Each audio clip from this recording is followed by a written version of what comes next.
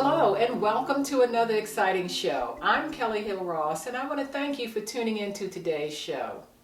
With the recent COVID-19 pandemic, I felt it was necessary to listen to Dr. Kizzmekia Corbett explain what this COVID-19 vaccine is. I had the opportunity to hear what she had to say. I also felt there was a need to talk to someone who could help us navigate through this mental health pandemic. There is no straight path on how to handle a viral pandemic like this. And a lot of us are having mental issues and social issues trying to cope. So I contacted Dr. Grady Dale, Jr., who is a psychologist who holds a doctorate in psychology counseling from the University of Colorado, Northern Colorado. Dr. Dale has been practicing in the Baltimore area for more than 38 years. I wanted to ask him just what in the heck is going on and what should we do? I also had the opportunity to interview Norman Jones, a certified marriage and family counselor who contracted the virus after being on a new job for only a week. Wow. Well, in the midst of all of that, we did take a break. And on a happier note, Lizette Meredith of eXp Realty interviewed a couple who had just gotten married just before the pandemic. And the groom had a very special gift for his bride. So sit back, get your cup of coffee, tea, or favorite beverage, and enjoy the show. Dr. Kizzmekia Corbett is an African-American viral immunologist at the Vaccine Research Center at the National Institute of Allergy and Infectious Diseases at NIH, based in Bethesda, Maryland. She is one of the scientists who helped to develop the COVID-19 vaccine. She explained the vaccine this way, and I'm quoting, "All we're doing is taking a small piece of the virus. This piece of the virus is called the spike protein. For the last 7 years, it allowed us to understand how to make a really, really good vaccine that targets that spike protein in specific. If your body makes really good immune responses that are directed specifically to that protein, you can stop a virus in its tracks inside of your body. The way that we're doing that is by allowing your body to become familiar with that spike protein. So we give your body just that spike protein, a really safe message. Think of it like a Snapchat message, sending the message to your body to say, hey body, make this protein so that my body can build an immune response to it, and then doing that with the messenger RNA. The entire process of the vaccines is to reduce the disease burden on a community level. These vaccines are vetted through a highly systematic process. It is a process that takes no one and nothing and no one for granted. This process is very strenuous. It is equal across all of the different vaccine candidates. And the simple question that lie in that process are, is the vaccine safe and is the vaccine effective? And once you get to that point, you've answered those questions like Pfizer and Moderna. Some of the things that you might see are accounts of people saying, oh my gosh, I got a fever. Oh my gosh, I was so tired after getting the vaccine. And what I want you to understand is that those types of reactions are the same types of reactions that people get. For example, after a flu shot or any other vaccine, and your body is basically telling you that your body woke up and started to produce a really, really robust immune response. This does not mean that the vaccine is unsafe. In fact, what that means is that it is doing exactly what it has sought out to do. Expect about next week, when I hit that 2-week mark after getting my second dose, that I could be free and understanding that if I come in contact with a virus that causes COVID-19, I am greater than 90% less able to get the disease, which is extremely important.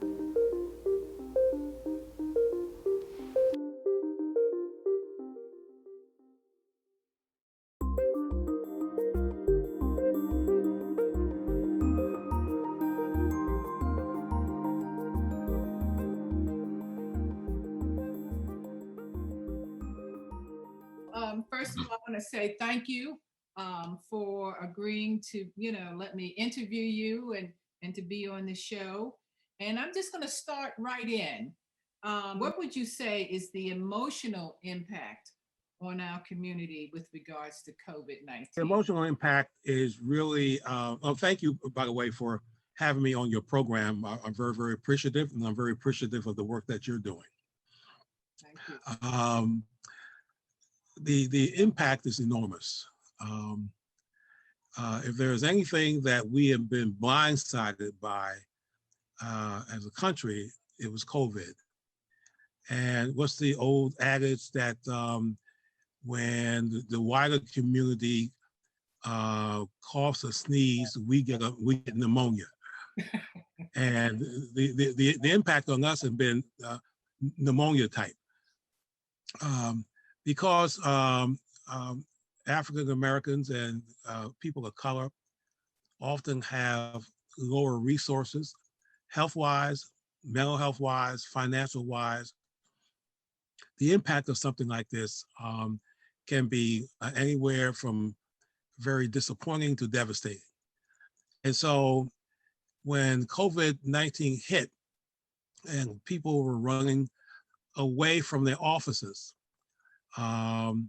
people of color in general and African Americans in particular were running into the offices because they were the ones that are cleaning the offices, taking care of the floors and the ceilings and washing things down and what have you. Our people could not escape. And so given that and the historic nature of health disparities in our country amid African Americans and people of color, it's been rather devastating. The issues about who is suffering the COVID-19 more in terms of the symptom picture, it is us. Who's suffering more financially? It is us. Who's suffering in terms of our children and housing? And it is us. So you name it, we are suffering mightily. And that has a significant impact on how we act, how we try to take care of ourselves, which wasn't always that good to begin with because we were experiencing health, as I said before, health disparities and what have you. And so the COVID actually makes it worse. Okay, so what would you say are some of the psychological paranoias that or symptoms Black community is experiencing? Yeah, well, again, my contact with people of color says that whatever the community as a whole is experiencing overall in this country, we get the brunt of even the mental health problems. Fear, anger, sadness, changes in finances, people are losing their jobs, difficulties in housing and being cramped in to housing with our kids. We weren't expecting that. Worsening of chronic medical conditions. And I have to remember too that the worsening of chronic medical conditions also affects mental health. Because of the difficulties in accessing healthcare services, Black Americans and African Americans suffer more in terms of the known illnesses, high blood pressure, diabetes, immune system problems, all kinds of things. And this affects mental health greatly. If you have difficulties like that, it's not uncommon to experience just sadness and irritability and even anger, because the physical illnesses impact us to such a way in terms of our emotional health. So because of that, we get a double whammy. Is the mental health and the physical health, and they combine in a awful brew that makes us suffer, and people of color suffer more so than others. So would you say that the family structure has been fractured because or altered because of the virus? Yes, you know, the first thing I guess I want to say about that is, you know, I think that the family structure for people of color has really been, in many respects, resilient, given all the things that they were up against, or we are up against. And so I like to emphasize the fact that in a number of ways we're resilient. You know, it's not all bad news. We have had to find comfort and sustenance with our friends, with our families. And in many respects, I have experienced a number of people that I deal with, as well as my own family, um, as to how we need to stay in touch with each other. And um, people of color families have, I think, become, in some respects, invigorated by the fact that they need to stay in touch. And I think that has improved. Now that I've said that, it's still difficult to manage things. As I mentioned before, cramped quarters, kids doing tele educational work by virtue of the virtual platform. All these things have put very heavy strains on the family. And of course, African American families have to go to work. African American families, for example, are disproportionate in being able to stay at home and work virtually. They still have to go to their jobs. Yes. And that causes difficulty in terms of who's going to keep the kids, who's going to watch the children, and what have you.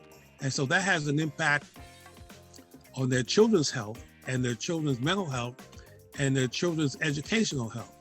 So it's something that we are very concerned of, and people like me as a clinical psychologist, of course, mental health professional,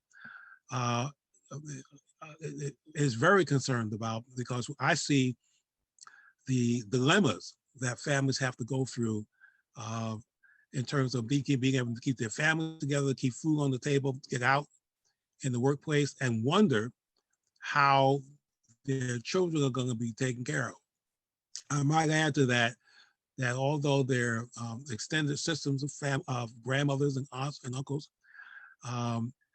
those parts of our families are stressed out also. So you get an interlocking, intergenerational stress. And because of that, we really do have to look at holistically what's happening to not only the nuclear family, but also the extended families, and deal with that in a manner that nurtures the contact and what we need to do with the families as a whole. Okay, from a psychological standpoint, is it a natural instinct for the Black community to have doubts and not trust the vaccine, since the Black community has been lied to before? What's your opinion on that? Well, I must admit to you, partially because of my neuroscience background, we don't have instincts, we just have problems. and the problem is that we have had a history of poor health care in our neighborhoods and around our neighborhoods. And because of that, we have suffered for that. We have suffered for that, and that affects everything that we do in terms of disparities. So we are suspicious. Mm-hmm. We are suspicious of the health care that we get, even when it is said to us that it's top notch. Mm-hmm. Many people remember the days in different hospitals in the city, in the state of Maryland, where they were taken care of. They were relegated to second-class citizenship when they came to healthcare. And so we have that. Never mind, the historic nature of the Tuskegee experiment way back in the 1930s, in terms of how that's been a burden on our psyches in terms of our overall medical care. But all that being said, I am a proponent of saying to our people, African Americans and people of color, we have to do this. We have to get the vaccines. If we don't get the vaccines, number one, it's going to potentially make things worse for us because, again, our people suffer disproportionately with healthcare issues. And if we don't, then it's going to exacerbate it even more because we're the ones that are dying disproportionately from this disease. And because we're dying proportionally to disease, that has all kinds of social economic effects. Not only are our grandparents dying, but families are dying, our breadwinners are dying. Mm-hmm. And so when people say, I'm not sure that I want to get the vaccine, my comeback is, well, just don't look at you, but look at your family. If you were to die and you were to go away, what would your family do? How would your family take care of themselves? And because of that, and the fact that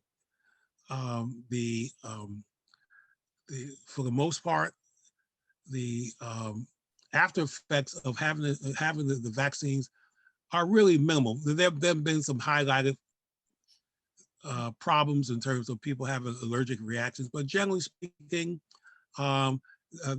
people have that has worked out. Often in terms of the medications, whatever symptoms you have, usually dissipate within 48 hours.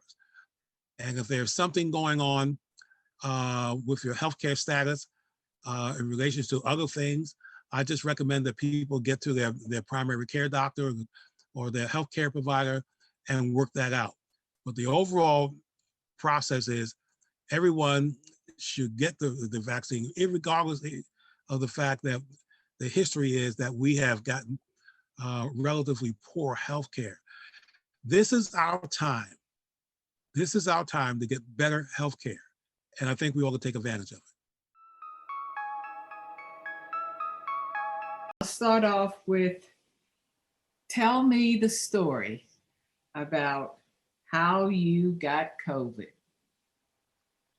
So how I got COVID is not confirmed. I can't say explicitly how I got COVID. What I will tell you is I started a new job in downtown, East Baltimore, and a week later, I was very sick. I was so sick that I had to be put in an ambulance and taken to a local hospital. Thank God it was literally right around the corner.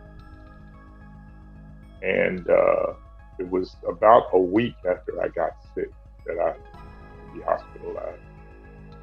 And I had lost a lot of weight and a lot of body fluid. And I became very weak. And my wife called them because I really also wasn't thinking clearly at all. And they took me into the emergency room, and then they decided to hospitalize me very shortly afterwards. So you were at work, and you got. No, I wasn't. I was at work, and you got sick. And I left. No, I didn't get sick at work. I got sick the weekend after my first week of work. I worked that Monday through Thursday. Friday, I was okay. I wasn't going anywhere else. Saturday, I started to feel a little ragged. Sunday, I felt terrible. Monday, I called my doctor. She said, get a test. I got a test on Tuesday. I was tested positive, and then it was really downhill from there. My wife and I quarantined. We were the only two people in our apartment, and we were trying to do things ourselves and nurse me back to health forever to do anything. And after I ate, I immediately had to go to the restroom. And anytime I had to go to the restroom, I had to go right away. I could not hold it. I didn't lose my taste or smell, but some foods that I used to like tasted funny. Mm-hmm. So my wife would put out several different items, and there were some things that I would eat, and other things I just didn't want. So it narrowed the range of things that I like. One of the things that I really started liking was green grapes. I ate a bunch of green grapes. What was that? String beans, did you say? Green grapes, large Green green grapes? grapes. Oh, okay. Yeah, I became a green grape fanatic, and I've lost that. I mean, it's okay, but I was really big into green grapes. Strange. And in the hospital, um, I think I was there about 36 hours, but it seemed like 5 days. And sometimes I couldn't tell from day or night. And I was having serious hallucinations about all kind of things. Many I don't remember, but one specifically I remember was my watch. I would have sworn to you that my watch band was all torn up, shredded, but it was fine. I was having trouble trying to keep my phone charged. Somewhere I lost my charger. Um, my wife was having difficulty communicating with me. She said I wasn't answering my phone, but half the time I couldn't remember where I put it.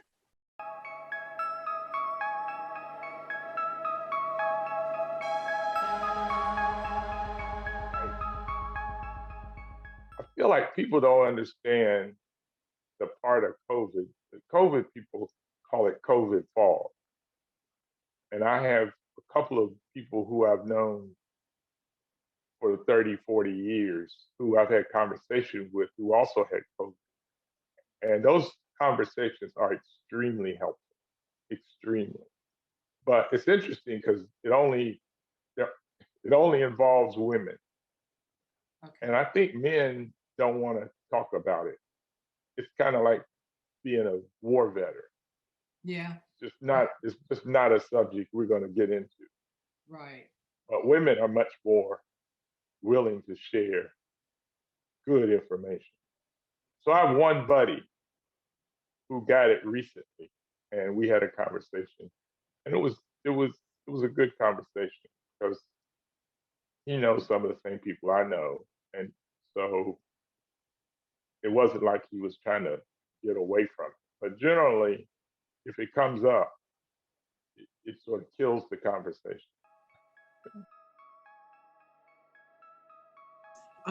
You talked a little bit about depression and anxiety. Have you seen an increase in substance abuse? From your perspective, what are you seeing? Yes. The short answer is yes. My experience has been, I've talked to my colleagues in terms of the pandemic, has a rippling effect. Folks are sad, disappointed, stressed out, and it ripples across the entire family structure. And because of that, people are actually not only, when we talk about depressed and anxious about their state a lot in life, it also means that people get exhausted. People don't get enough sleep. there's insomnia, um, there's constant worry, and all of these things have an impact on our immune system, and as I think I mentioned before, impacts our physical health. Okay. All right. Well, Dr. Dale, you've answered most of my questions. You summarized everything. And is there anything else you would like to, say in closing? Because I know you have to go. I appreciate it.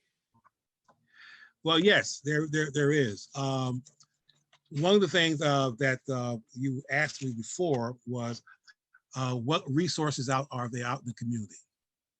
And so there are a couple resources. One is the Baltimore Health Systems, Baltimore Healthcare Systems. They are the core, what we call the core service agency for people who are trying to find resources for mental health and substance abuse. I want to give you that number, okay?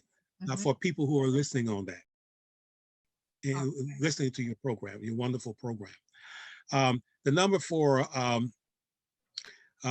Baltimore Health Systems is 410-637-1900. And they, if you're trying to look for services, and I don't know how whelmed or overwhelmed they are, but you can call them and ask them for referral services in terms of what's out there. The other one is the Baltimore Crisis Response Team, which I'm very familiar with. If it's well run, I know the gentleman who's run that for years. Okay. If there's a crisis, people have mental breaks, and it becomes a real crisis. That number is 410-433-5175. There's also other resources like the House of Ruth, that is well known in the community. There's grief centers in town. I know March's Funeral Home has a well-known grief counseling service, and there are others. Okay, so those are important numbers for people to tap into when they think that they see their families and their loved ones unraveling, and they want to get some help. Okay. All right. And we're going to put those numbers up so that people will be able to see it. Okay. Right. Well, Dr. Dale, I want to thank you so much for taking time out. Time is of the essence, and I really do appreciate you taking this time out to talk with us, to give us some advice. Well, I'm appreciative of you in terms of providing this community service. And this is important in terms of your own reach out to the community. And I applaud what you're doing, and I want you to keep it up. Okay. Thank you so much, Dr. Dale.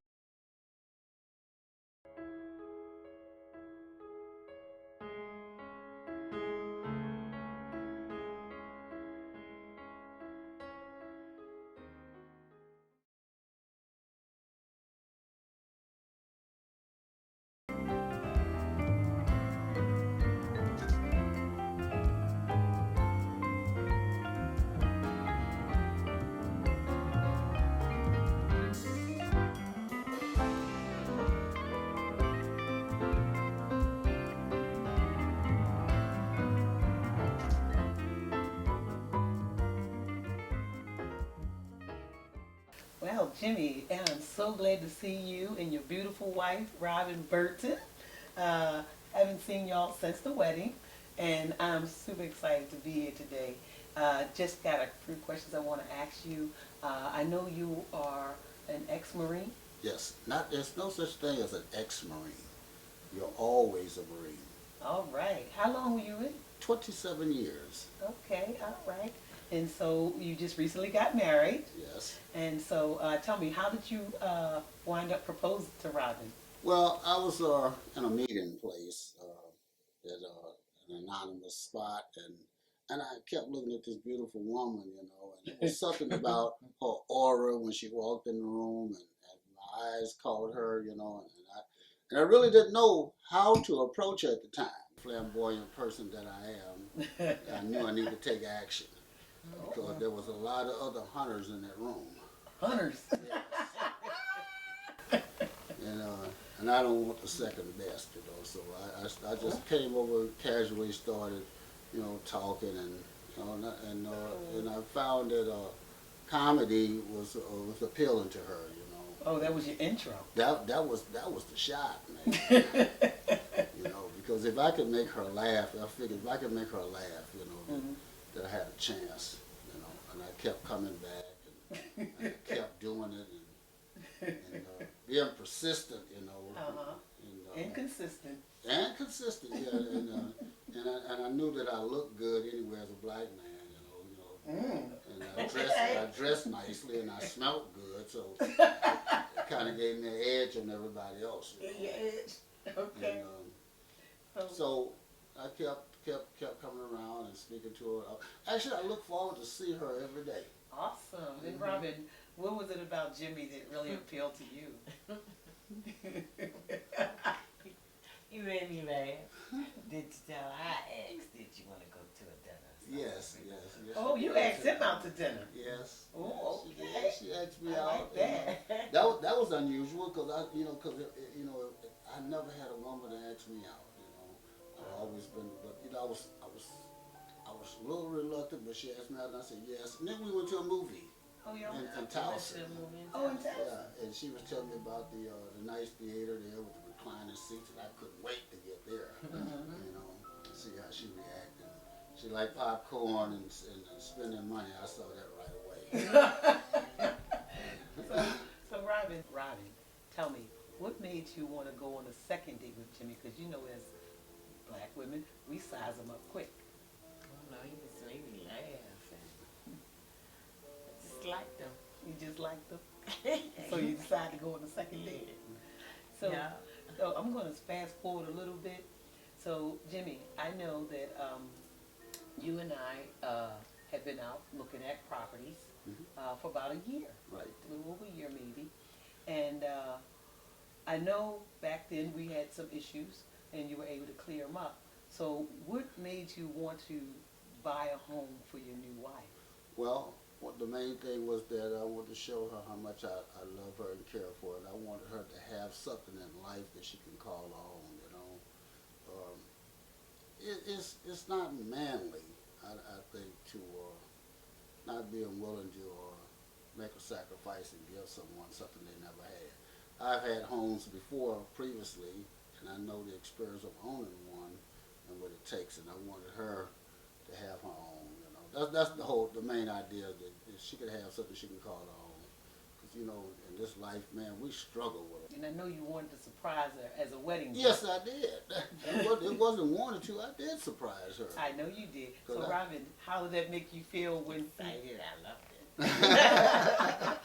So, let me tell you, when you first came to the home, what did you think? I'm like, wow, it was pretty, I loved it. Yeah. 'Cause I remember the first home, No. you did not like that home. She gave me the gas face on that It home. was too big, Yeah. you know. So, and I listened, you know. Yeah.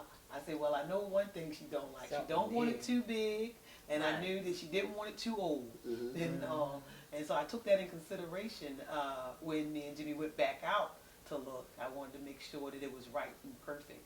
And he knew, Yep, he said he it was knew. brand new, and I was like, wow. And he said, Maze, that's what I want. Right, Yeah. Jim?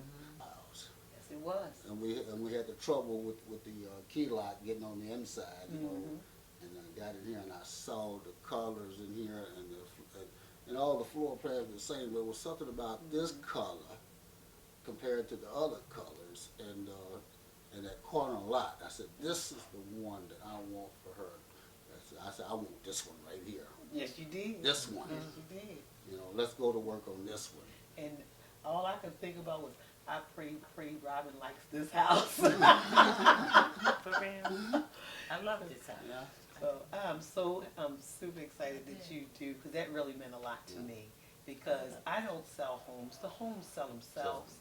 You know, and one thing Jimmy will tell you and contest to is that I don't force people to purchase a home. Right. I want them to feel comfortable, because this is a lifetime decision. I mean, at least 30 years. That's a long time, and you're going to have to live there. So I want you to be happy with that. Well, I hope you enjoyed the show. You can always follow us on Facebook, YouTube, and Twitter. Oh, and don't forget to subscribe to our YouTube channel. For past shows, you can find us on our website, thekellyhillrawshow.com. So until the next time, stay safe and God bless, and I'll see you later. Bye-bye.